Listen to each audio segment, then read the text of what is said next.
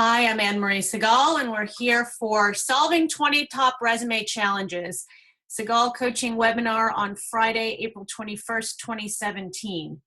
And I'd like to welcome you here today. I thank you for joining us. We're talking today about common experiences that people have when they're drafting their resumes. So these are issues that I've seen come up over and over again as I coach people through resume writing or write resumes for clients. I'd like to share these ideas with you. I think it will be very helpful, and I hope you're able to join us for the entire time. So let's go ahead and get started, and thank you so much for joining us. Here's an overview of what we're going to be talking about. So, blank page, role of the resume, your why, creating impact, the writing process, revisions, and final review. These are all important 6 basic premises to be thinking about with your resume. And if you are writing your resume for yourself, I suggest that you have this page in front of you to be thinking about. First one, and so those 6 I've broken down further into 20. The first I'd like to talk about is this idea of resume stage fright. There's a blank page. Many of us don't start with a blank page. We start with the resume we used the last time we job searched or the last time that someone asked us for a resume. And honestly, it presents the same issue whether it's an actual blank page or there's information on it already. We say, what do I write? What is it that I want to say? We suffer some performance anxiety. We know it has to be amazing, especially in this current job market where, some jobs have 1,000 people, other jobs have 100 people going for the same role. The resume is not the only piece of information that someone uses to evaluate you, but it's certainly one of the most important ones. And so we know that the resume has to be amazing. We think about the page and we're a bit overwhelmed to what to put on it. And so that's what I'd like to go through today, how to craft the resume and then what to do once you have a pretty good document in place. How do you finish it off? So the second challenge out of these 20 resume challenges is to be thinking in the eyes of your reader or your ATS as it may be, and we'll talk more about what that means, the applicant tracking systems. But you have to be putting yourself in the place of the other person. This actually helps solve the first challenge because it helps us frame what we should be saying about ourselves. It's not a blank page anymore or a collection of what we've done, but in its true sense, a marketing document. Our resume is being read, and it's incumbent upon us to put on the page what's most important to our readers. This takes practice, research into the company, into the role. You start with the job description. It takes insight into the industry and what they're looking for, as well as what types of qualities your role would require or it would behoove you to show. And frankly, it requires emotional intelligence. We don't usually think of the resume that way. It seems like kind of a dry document. But if your resume is going to be not just successful, but singing, right? Singing your praises, then yes, emotional intelligence is entirely appropriate. And if you have high emotional intelligence, great, this is a place to use it. I would be putting that hat on. And if you don't have as high of emotional intelligence, thinking about what you could do to get into the eyes of the other person, which is essentially one of the main traits of that phrase, emotional intelligence. Third, I encourage you to see the resume as problem solving. Many of my clients tell me that problem solving is one of their favorite things to do every single day. It's one of the things that makes them get out of bed in the morning, one of the reasons they love their job. If you think about the resume as simply another variation of problem solving, it becomes less intimidating. What problem are you trying to solve here? You're trying to get information about yourself to the audience. So I've given you now two lenses in which to see the resume. It's not about you, it's about your audience. And so problem solving is another challenge, but another opportunity. And if you're going to problem solve, I suggest that you take off the table all of the negativity that you have about resumes, that they're inefficient, they're highly stylized, you don't have chance for creativity. Stop fighting and start writing. You show your ability to problem solve within the constraints of the document, meaning 2 pages, a certain format that you probably know well. You generally have a summary section, maybe some bullet points, followed by your most recent employment. It goes on from there, and there are different styles. But whatever structure you're using for your resume, work within those constraints and think of it as a problem-solving exercise for yourself. The resume's purpose. Understanding the resume's purpose. This is another challenge, and you're starting to see some of these are related, but I wanted to highlight them in different ways to really help you understand what this document is about. The purpose of a resume is to communicate and market your strengths. Communicate your strengths. It's all the same thing. There are 2 different goals.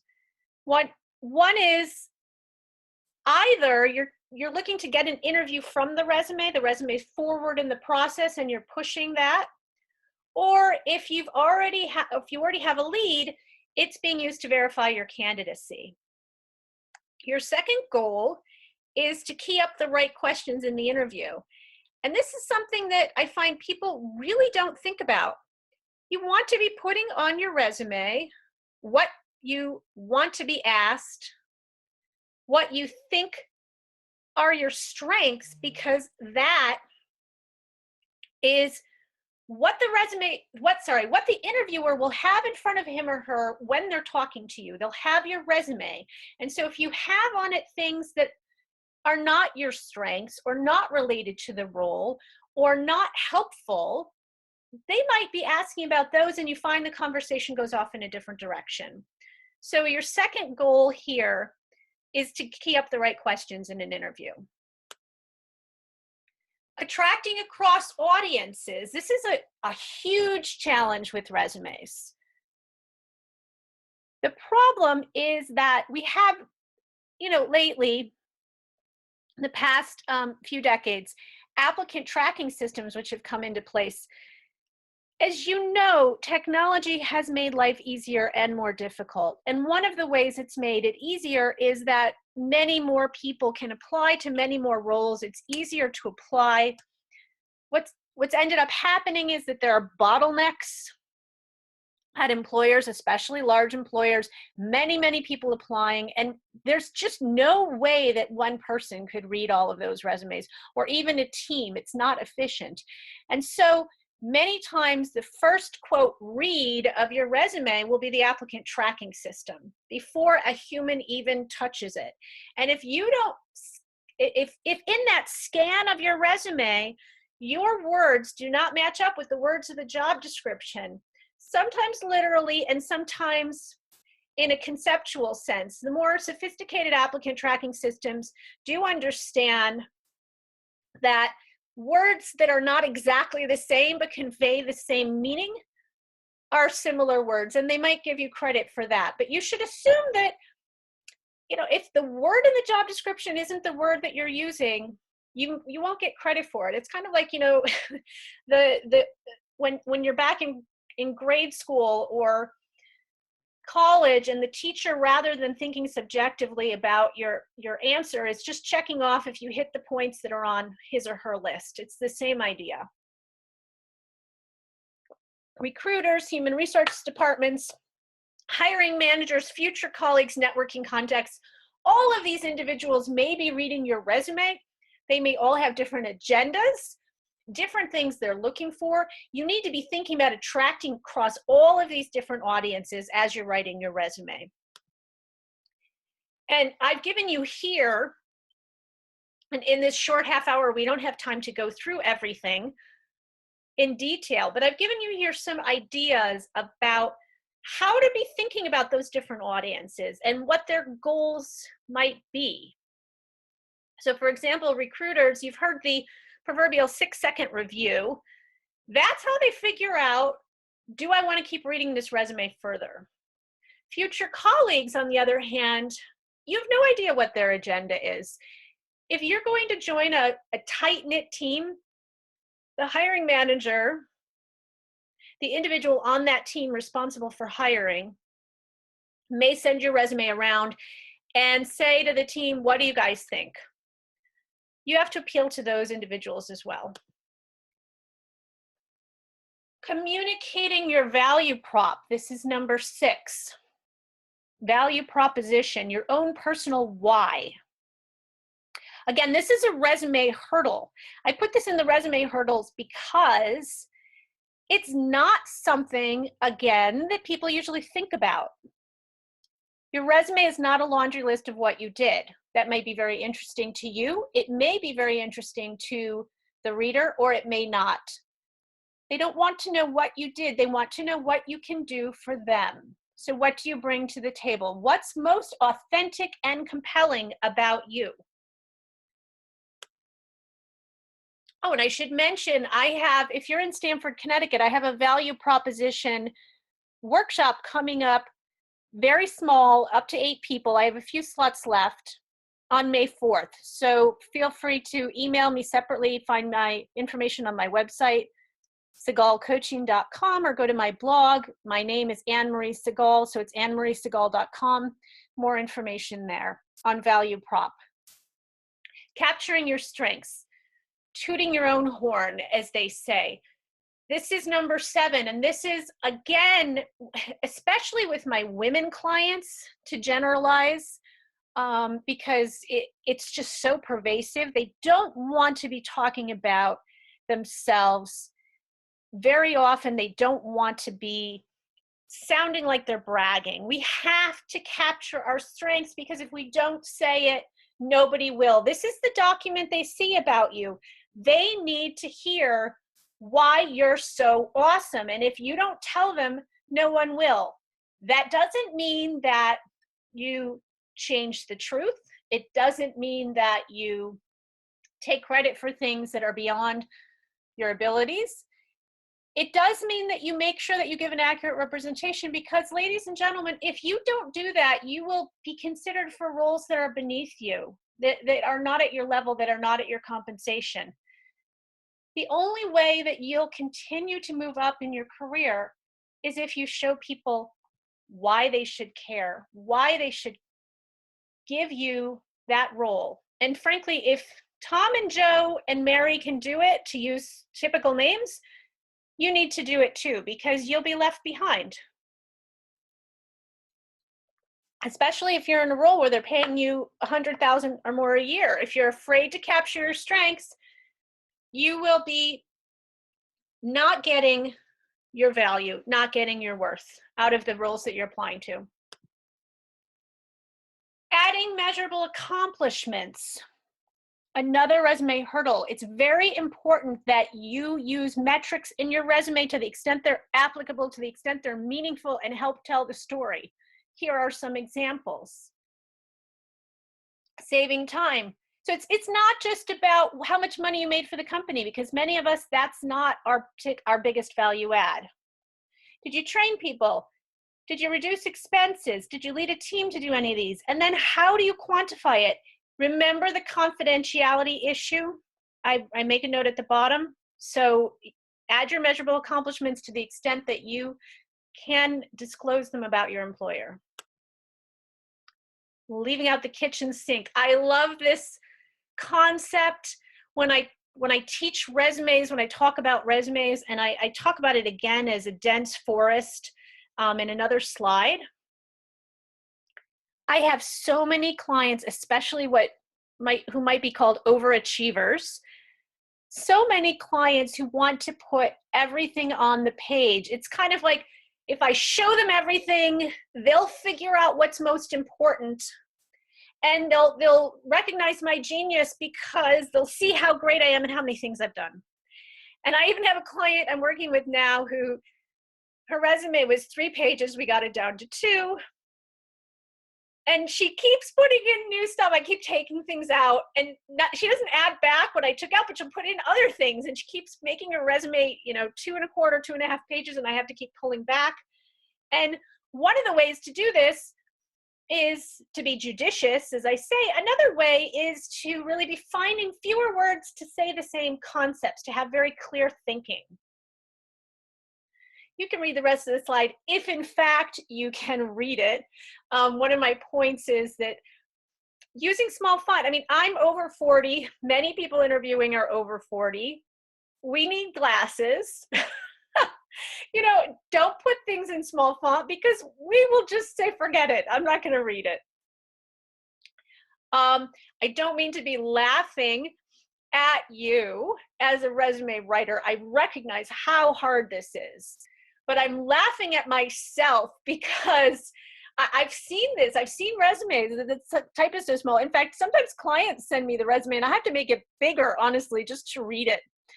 So be thinking about that. Leveraging your prime real estate, number 10. Here's the way a resume might look at the top. And I've given you some explanation of it. This is a clean way to do it. LinkedIn, it's nice to have your LinkedIn on there. Note that having a hyperlink doesn't always work, because depending on the form they're getting it in, probably a PDF, and that's a good way to send it in. Then they often can't click on the hyperlink. So just putting LinkedIn with I've seen oftentimes LinkedIn in a stylized version, the logo, and then if you click on it, it goes to you. I wouldn't use that. So leverage your prime real estate. Make sure that they see what's most important at the top. And the bullet points are a good way to do that if you have, in fact, substantive areas that you want to highlight. That's the more good stuff. Putting extra energy in the right places. So if you are writing your own resume, here is what people read most and what you should be focusing on most. These are the sections: name and contact info, summary section, your most recent role, and then you don't need to put your education at the top if you're an experienced employee. Everyone will flip back to it. They want to see where you went to school. If you have important honors to put on there that continue to be relevant, you can put them there. These sections are where you should spend your most energy. And in fact, the summary and the most recent role are the ones that you should be tweaking, if anything. I didn't mean to say if anything. Those are the ones that you should be tweaking for roles that you're applying to. You should not be rewriting your resume each time, because frankly, you just won't get it out, and there'll be typos, and it'll work at cross purposes to your goal. So when you're tweaking, fixing, matching to the job description, and when you're rereading and making sure everything is really, really tight, here's where you put the extra energy. Integrity. As a writer, I am very focused on the integrity of a document. When I interview candidates, usually I let one typo go. If a candidate is amazing, I might let 2 or 3 typos go, but I make a point to ask for other writing to make sure this is not something that they just have no attention to detail, because that's what it says to me. If you have typos, is that you lack attention to detail, and you will not have that attention to detail when I need you to have it. That being said, there are some big picture types who do not have attention to detail. Their roles do not require it. And so, once in a while, you'll get an interviewer who will let it through. What I would say about you is, if you know you don't have attention to detail, have someone else write your resume, or have someone read it who does, because you will not be showing the integrity of yourself as expressed in the document. You'll not be demonstrating your integrity. Another challenge, and this is a related point to the integrity, sweating the small stuff. You can read through this. We're going on the last 10 minutes here, so I don't want to spend time reading slides to you. You can all read, and you've got the link and you can print this out, the link to the slide deck, PowerPoint presentation. But I would say, think about the action verbs. Absolutely. This is a big distinction for someone who hasn't really been on the job market in a number of years. Responsible for doesn't work. It doesn't say any, it doesn't compel me to read responsible. And some people have responsible for, or lawyers that I work with, lawyers a lot, drafted, negotiated, drafted. Okay, so I was on the phone with a recruiter yesterday and she said, so what? So you drafted and negotiated all these things. Did you negotiate yourself out of the bathroom? She actually said that. What? Tell me what else, what happened? What was the benefit to the company? What was your accomplishment?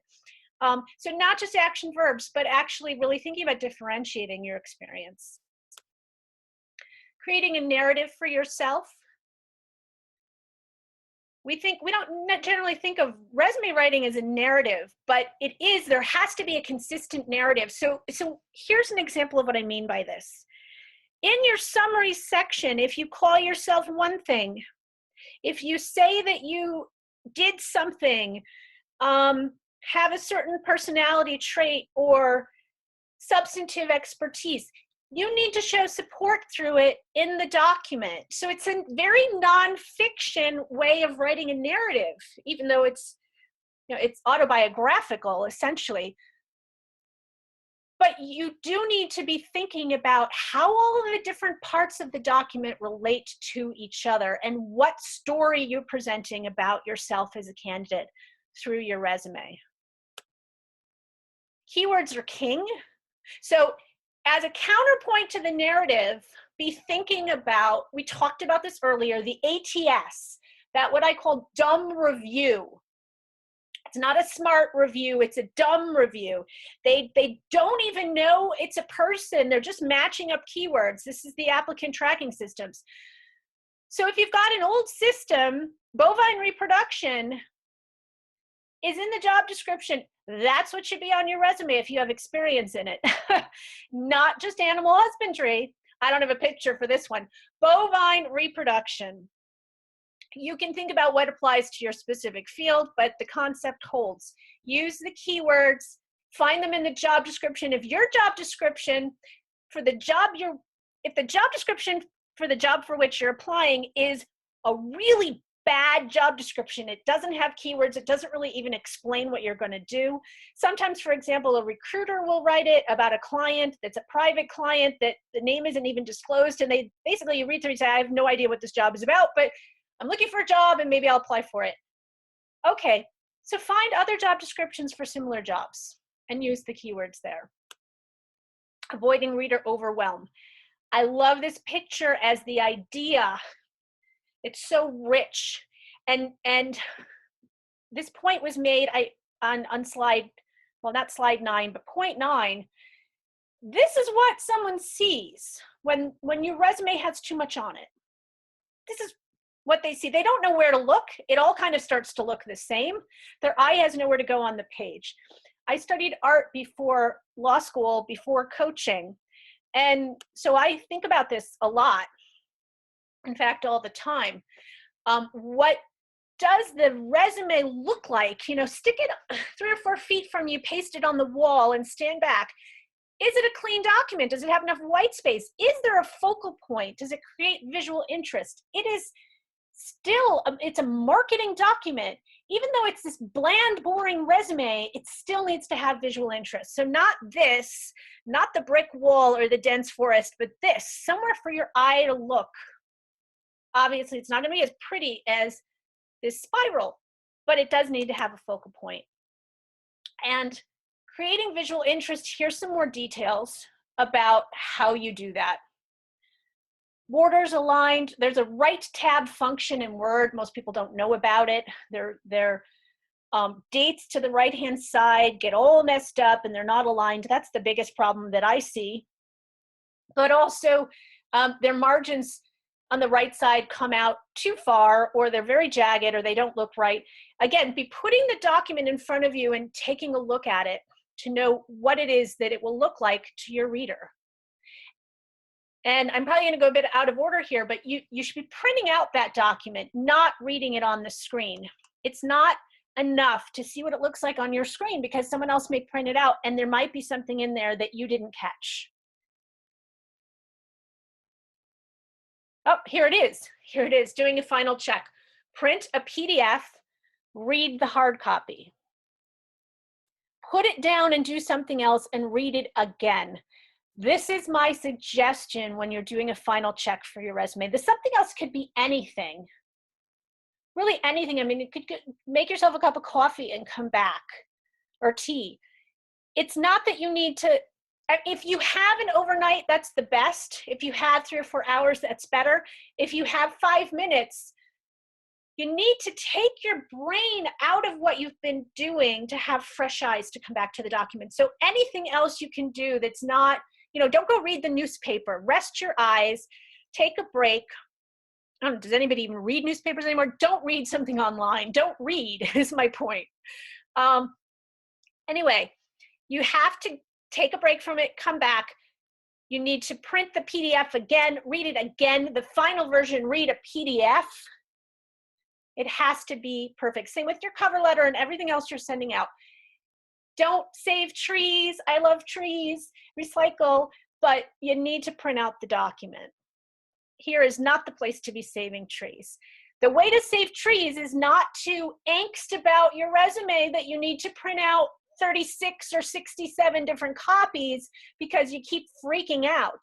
The way to save trees is to have the strategy first for your resume so that you're not printing out so many of those documents, but you are printing it out to do the final proof.